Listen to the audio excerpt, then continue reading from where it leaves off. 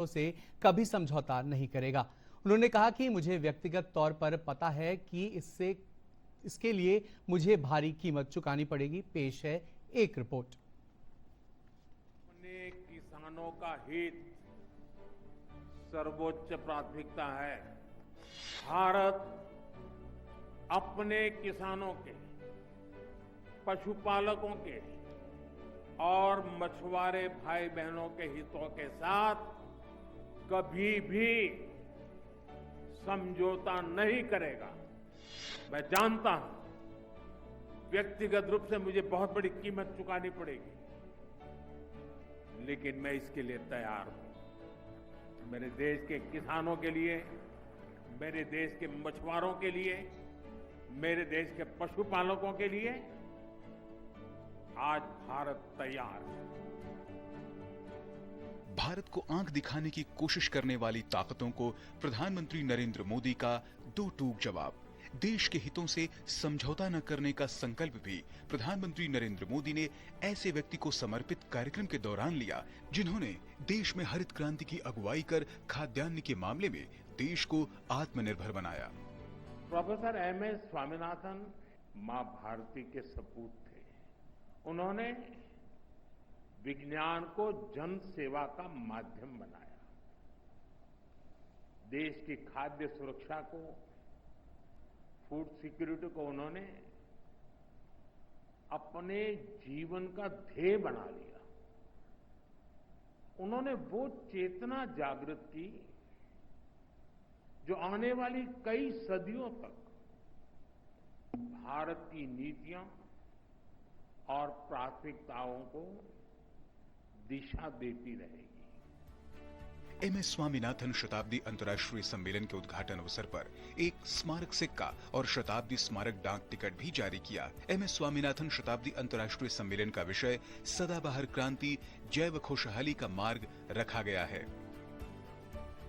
Doctor Swaminathan ने वर्षों पहले ये सुझाव दिया था कि मैंग्रोव की जेनेटिक क्वालिटी को धान में ट्रांसफर किया जाना चाहिए। इससे फसलें भी जलवायु के अनुकूल बनेगी।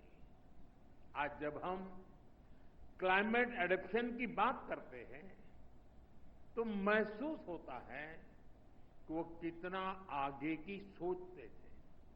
साथियों, आज दुनिया भर में बायोडायवर्सिटी को लेकर चर्चा होती है। इसे सुरक्षित रखने के लिए सरकारें अनेक कदम उठा रही हैं, लेकिन डॉक्टर स्वामीनाथन ने एक कदम आगे बढ़ते हुए बायो हैप्पीनेस का आइडिया दिया। आज हम यहां इसी आइडिया को सेलिब्रेट कर रहे हैं।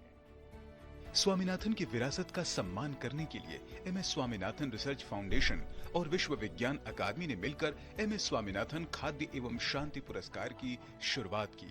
इस अवसर पर प्रधानमंत्री ने इस पुरस्कार के पहले प्राप्तकर्ता नाइजीरिया के प्रोफेसर आर्डिनेले को पहला पुरस्कार प्रदान किया। उन्होंने वैज्ञानिकों से पोषण सुरक्षा सुनिश्चित करने की अपील की। डॉक्टर स्वामीनाथन से प्रेरणा लेते हुए अब देश के वैज्ञानिकों के पास एक बार फिर इतिहास रचने का मौका है। पिछली पीढ़ी के वैज्ञानिकों ने फूड सिक्योरिटी सुनिश्चित की। अब न्यूट्रिशनल सिक्योरिटी पर फोकस करने की आवश्यकता है। हमें बायो फोर्टिफाइड और न्यूट्रिशन से भरपूर फसलों को व्यापक स्तर पर बढ़ाना होगा ताकि लोगों का स्वास्थ्य बेहतर हो।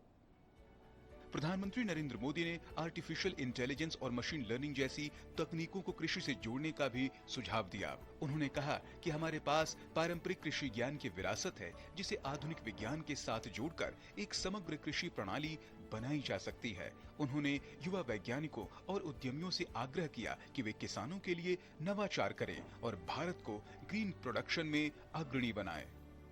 ब्यूरो इनपुट के साथ अनुज यादव की रिपोर्ट, डीडी न्यूज।